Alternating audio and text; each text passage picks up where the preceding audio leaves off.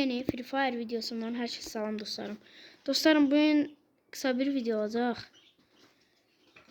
İnşallah axırda yaxınlarda elmas xəşlama videosu gələcək.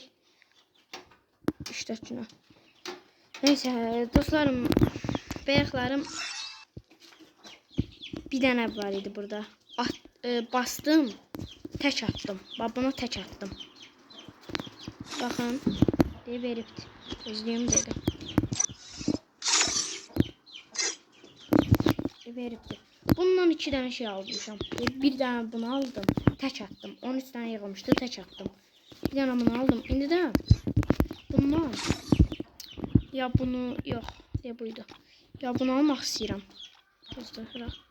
Ya bunu almaq istəyirəm. Ya da ki bunu. Qalmışam ikisinin arasında dostlarım. Elə də qəşəng deyil.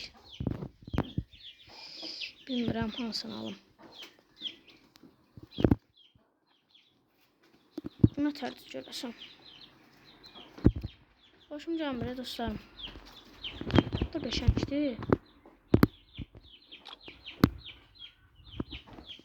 Bu da qəşəngdir.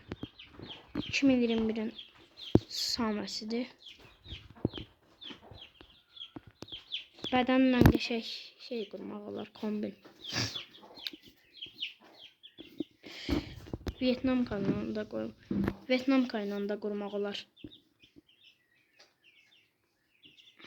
Amma bilmirəm. Buradan 3 tane şey almışam. Bir bunu almışam. Bir bunu, bir de bunu almışam. Neyse dostlarım, bunu götürürük.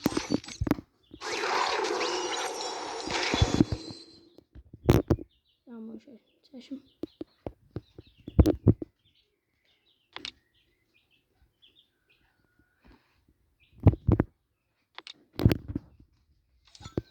Açmıyorum dostlarım. Bunlar yığılsın. 5 tane de hələ ki. Burada da 17 tane. Bunlar yığılsın. Bunları açarıq bir. 4 tane. 3 tane paltamız oldu. Bu məndə mövcudda təkrar çıxdı.